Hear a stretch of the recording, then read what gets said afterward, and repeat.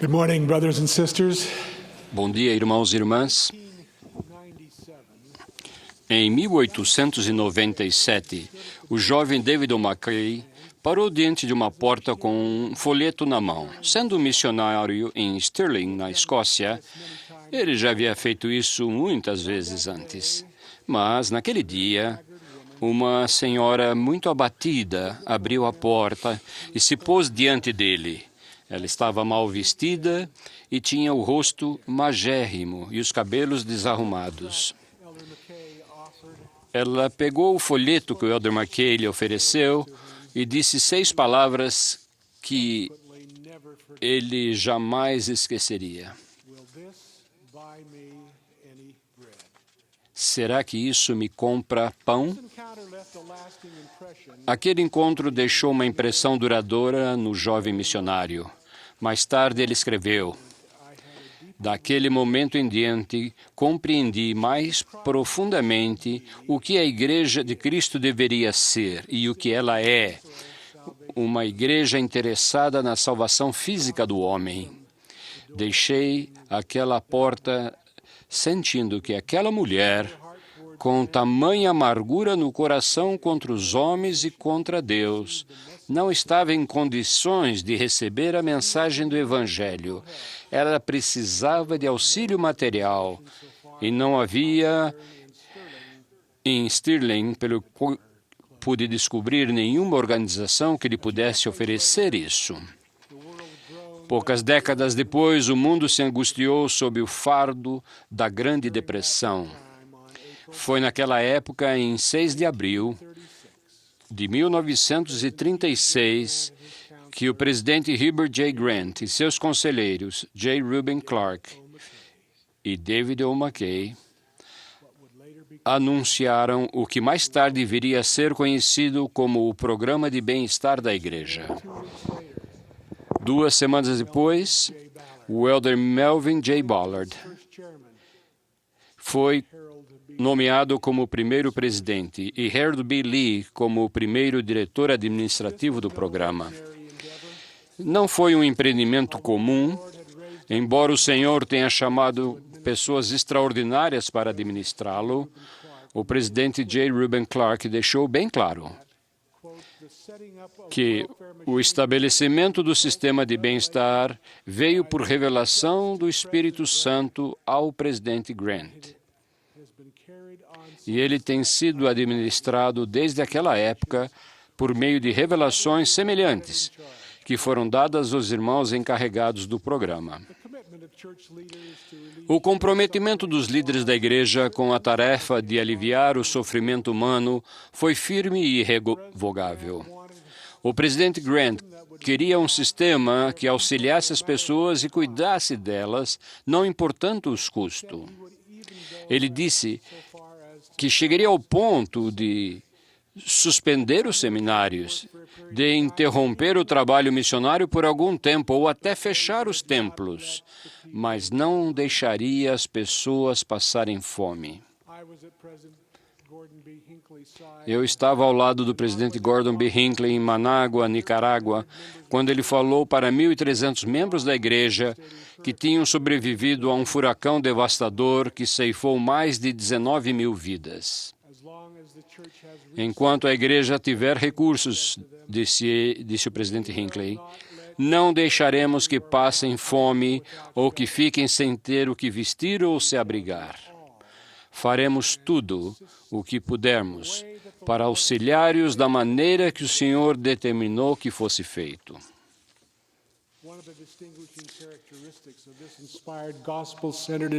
Uma das características marcantes desse trabalho, que é centrado no Evangelho, é sua ênfase na responsabilidade individual e na autossuficiência.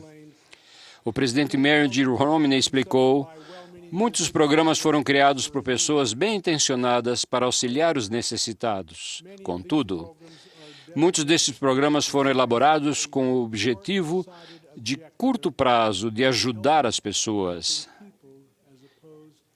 em vez de ajudar as pessoas a ajudarem-se a si mesmas. A autossuficiência é fruto do viver previdente e do exercício da autodisciplina financeira. Desde o início, a Igreja ensinou que a família, na medida do possível, precisa assumir a responsabilidade pelo próprio bem-estar material.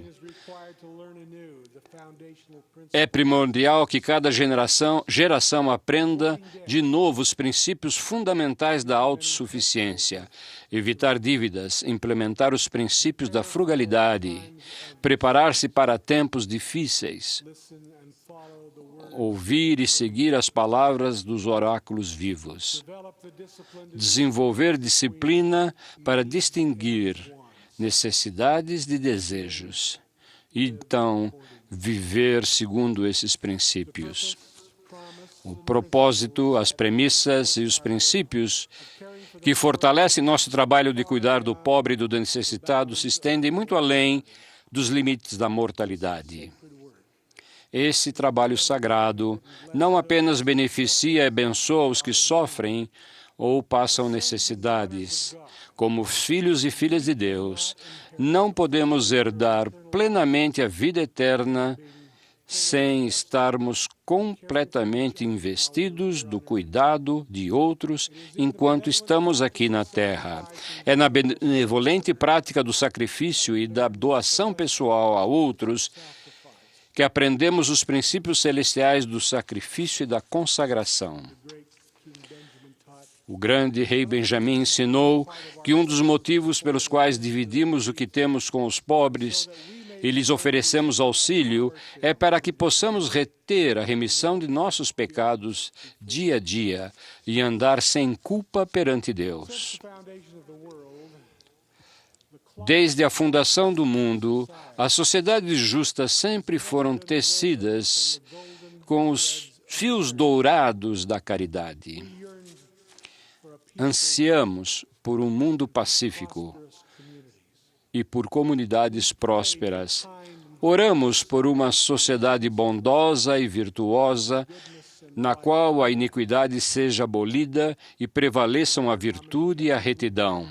Não importam quantos templos construamos, não importa o quanto cresça o número de membros, não importa quão bem sejamos vistos aos olhos do mundo, se deixarmos de cumprir o grande e vital mandamento de socorrer os fracos, erguer as mãos que pendem e fortalecer os joelhos enfraquecidos, ou se desviarmos o coração dos que sofrem e choram, estaremos sob condenação e não poderemos agradar ao Senhor.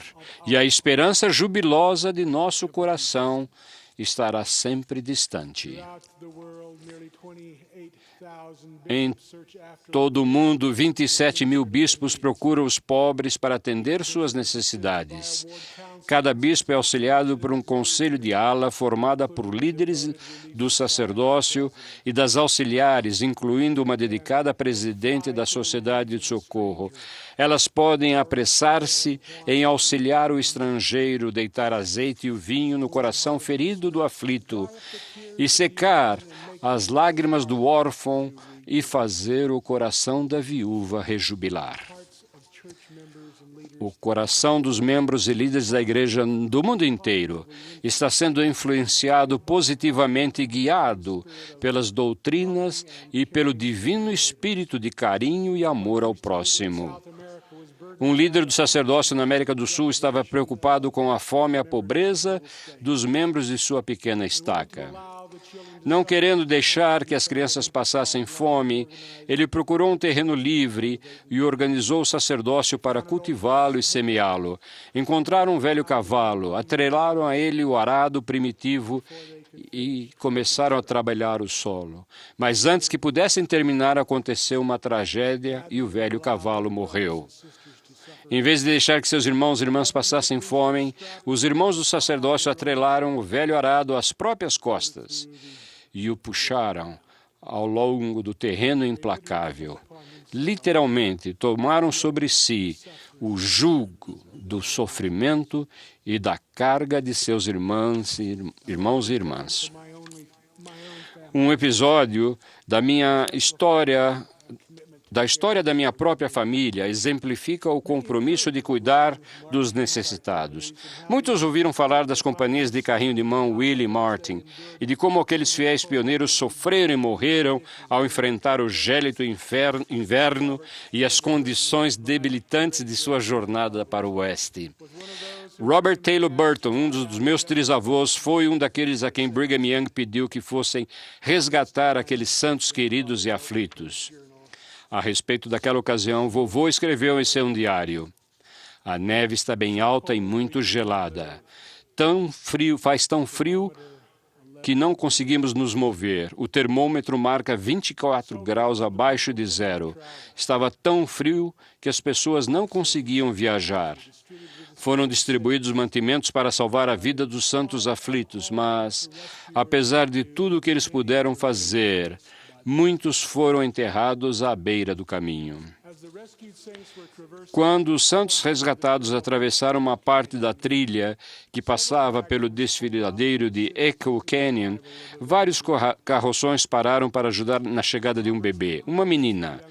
Robert notou que a jovem mãe não tinha roupa suficiente para manter o bebê recém-nascido aquecido. Apesar das temperaturas congelantes, ele tirou sua camisa feita em casa e a deu à mãe para envolver o bebê.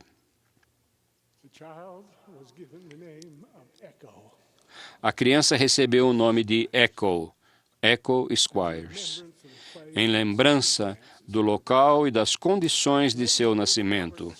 Ano mais tarde, Robert foi chamado para o bispado presidente da igreja, onde serviu por mais de 3 décadas. Aos 86 anos de idade, Robert Taylor Burton ficou doente. Ele reuniu sua família junto ao seu leito para dar-lhes uma última bênção. Entre suas últimas palavras estava este conselho simples, porém profundo: sejam bondosos com os pobres. Irmãos e irmãs, honramos aqueles gigantes inovadores que o Senhor levantou para organizar e administrar o empreendimento institucional de auxílio aos membros necessitados de sua igreja. Honramos aqueles que, em nossos dias, estendem a mão de maneiras incontáveis e, muitas vezes, silenciosas, para serem bondosos com os pobres, alimentarem o faminto, vestirem o nu, ministrarem ao enfermo e visitarem o cativo. Esse é o trabalho sagrado que o Salvador espera de seus discípulos. É o trabalho que ele amava quando estava neste mundo.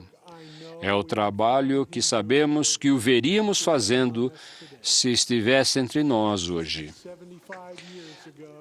Há 75 anos, um sistema dedicado à salvação espiritual e material da humanidade surgiu de modo bem humilde.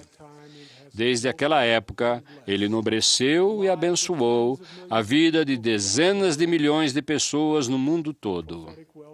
O plano profético de bem-estar não é uma mera nota de rodapé na história da Igreja. Os princípios sobre os quais ele se baseia definem quem somos como povo. É a essência de quem somos como discípulos individuais de nosso Salvador e exemplo Jesus Cristo. O trabalho de cuidar dos outros e de ser bondosos com os pobres é um trabalho santificador, ordenado pelo Pai e divinamente atribuído para abençoar, refinar e exaltar seus filhos. Que possamos seguir o conselho do Salvador, a certo advogado na parábola do bom samaritano. Vai e faze da mesma maneira. Disto presto testemunho, em nome de Jesus Cristo. Amém.